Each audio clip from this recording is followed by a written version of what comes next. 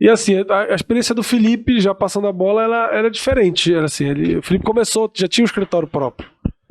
Teve essa experiência de ter um escritório próprio, de montar uma sociedade, buscou, assim, não deu certo por alguma razão, e buscou uma nova A história do experiência. Felipe também é legal por conta dele também fugir um pouco do direito e talvez algumas habilidades que ele teve nessa área que ele trabalhou, ele também tá trazendo pro direito.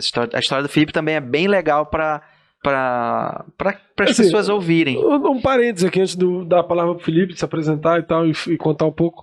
Assim, é exatamente esse era o objetivo. A gente vê experiências aqui diferentes, que neste momento a gente está junto.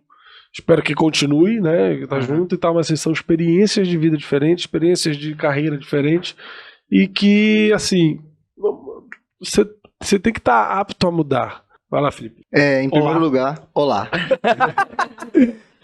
Meu nome é Felipe Pimentel e, bem, também faço parte do grupo do CJP e, pra mim, tá sendo uma experiência maravilhosa. Em primeiro lugar, que esse é o primeiro podcast da minha vida que eu tô participando, então só isso já valeu por isso. Já valeu por isso, gente. Muito obrigado. Já tem ali algo para acrescentar ao escritório. Exatamente. Inclusive, eu vou colocar no meu latte. Já participei de um podcast, então, poxa, é incrível. Mas, falando sobre como eu cheguei no CJP e como o Gustavo falou, a minha experiência é engraçada, porque, e como a Maísa também falou, eu acho que a minha primeira ideia não era ser advogado.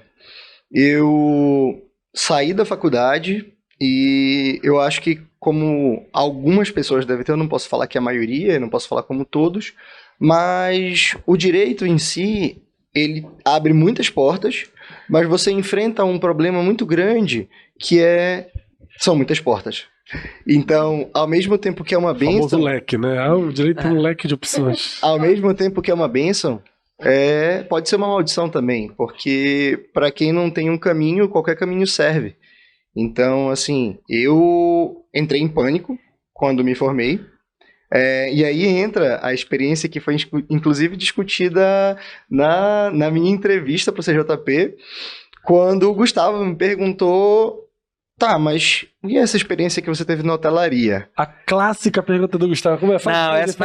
Não foi essa. Essa daí foi vendo o currículo que eu fiquei curioso. Tipo que ele trabalhou durante acho que 2 anos quase, né, num hotel. 1 ano. 1 ano.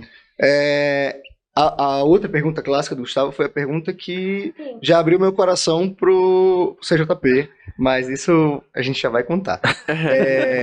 Calma, a gente depois fica mais dos nossos comerciais. Mas sobre a questão da hotelaria, foi realmente um certo pânico que eu tive quando eu me formei e eu disse, bem, eu sou bacharel em Direito, mas eu não sou advogado.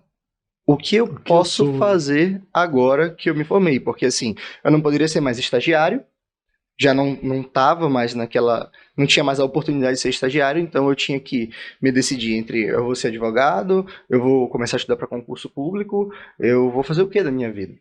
Então, eu acho que nessa época de conflito, eu comecei a trabalhar na hotelaria, e que foi quando eu passei um ano, basicamente, trabalhando em hotel por questões financeiras também. Eu precisava que fosse para estudar para a OAB, eu precisava do dinheiro, né, para fazer cursinhos e tudo, e pagar para a OAB, que a gente sabe que hoje em dia já é um valor bem, bem alto.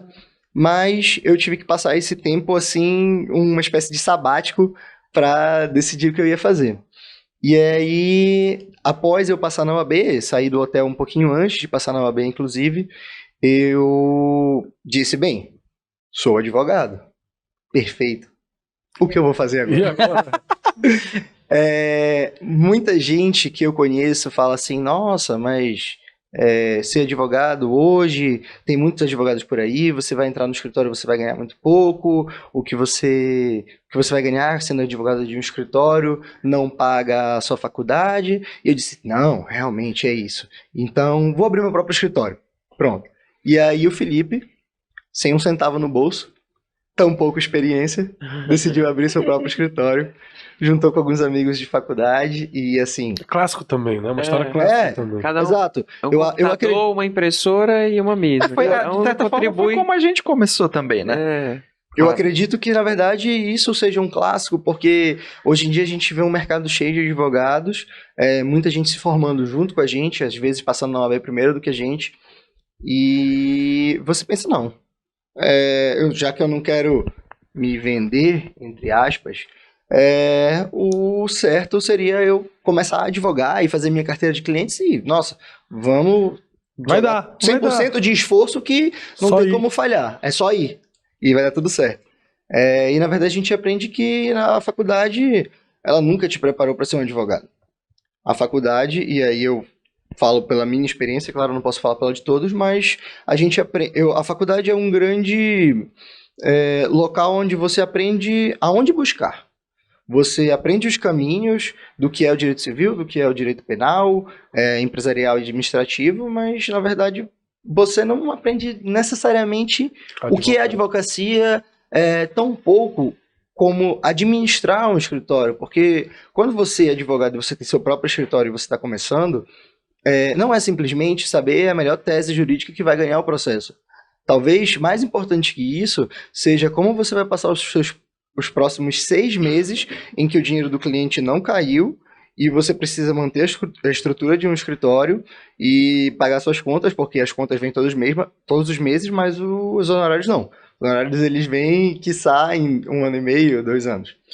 Então, eu e os meus colegas, eu e os meus amigos que formamos o escritório, a gente, infelizmente, não tinha essa visão e eu confesso que também tive vários erros e super natural nessa época, muito novo. Aprendizados. Não vamos colocar de vários Erros que se aprendizados. transformaram em aprendizados, com toda certeza.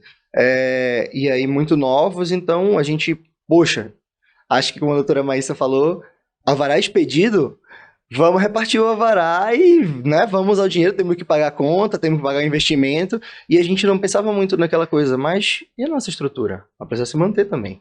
Então, em algum tempo, infelizmente, o nosso escritório acabou se desfazendo. A gente sabe que quando existe o dinheiro envolvido e às vezes a falta dele também, as coisas ficam bem difíceis e isso atrapalha nas relações interpessoais. E encerramos esse escritório e eu vou abrir realmente um espaço para reflexão na minha vida. Eu pensei, bem, não deu certo. E agora? O que eu vou fazer? O que eu vou fazer? E, assim, em todo esse momento de reflexão que eu tive, eu disse assim, realmente, a gente teve algumas causas e teve muito prazo, e às vezes a gente, acabava ficando um pouco folgado e com aquela sensação de, não, eu sou o dono do meu próprio negócio, eu faço meus horários e é assim que tem que ser e é assim que vai funcionar. E assim, eu acho que essa visão talvez tenha atrapalhado também. Então, nessas reflexões eu disse assim, eu preciso de uma experiência também trabalhando como advogado para escritórios maiores. Escritórios que tenham demandas maiores e que tenham mais prazos, que tenham prazos mais curtos, não pelo prazo do judiciário ser mais curto, mas pela quantidade de serviço. E eu disse, bem, eu vou dar a cara a tapa e vou trabalhar para um escritório antes de ser o meu próprio chefe, porque eu acho que essa experiência seria engrandecedora até para aprender sobre como administrar o negócio. E, gente, eu não quero puxar saco de vocês, mas foi realizador desde o momento da minha entrevista com vocês, porque chegando na pergunta do Gustavo, o Gustavo chegou para mim Famosa pergunta do e perguntou assim, quem é o Felipe? Para além do direito. Para além do direito. Quem é o Felipe? Acabou essa E o Felipe que tinha feito todo aquele ensaio, toda aquela preparação em casa, no espelho, e conversando e falando sobre a origem dele no direito e como foi a faculdade dele e os planos, ele olhou para a cara do Gustavo e disse assim, meu Deus, quem é o Felipe além do direito? Boa pergunta. E assim, a gente sabe que alguns colegas de trabalho se disseram que eram estranhos, mas nem essa resposta eu consegui dar, entendeu? Então eu entrei em choque, mas quando eu saí da entrevista, eu confesso que eu senti uma energia muito positiva. Porque as outras experiências, eu acho que uma parte desse choque de se sentir, entre aspas, vendido para um outro escritório é que você não tem liberdade de, inclusive, produzir suas próprias teses, de escrever da forma que você acha mais interessante e discutir com as principais pessoas do escritório, que são os advogados que você responde, com os sócios. Então, isso faz com que você sinta uma importância no trabalho que você está realizando. E muito do que eu não sentia antes era que meu trabalho tinha uma importância que faria alguma diferença no escritório que eu estava trabalhando. Então, o escritório em si me ganhou nessa pergunta do Gustavo, que eu não sei se ele sabia a profundidade que essa pergunta poderia ter para algumas pessoas. Para outras, já as pessoas poderiam pensar, foi só mais uma pergunta da entrevista, mas eu gostaria de dizer que foi decisivo para mim,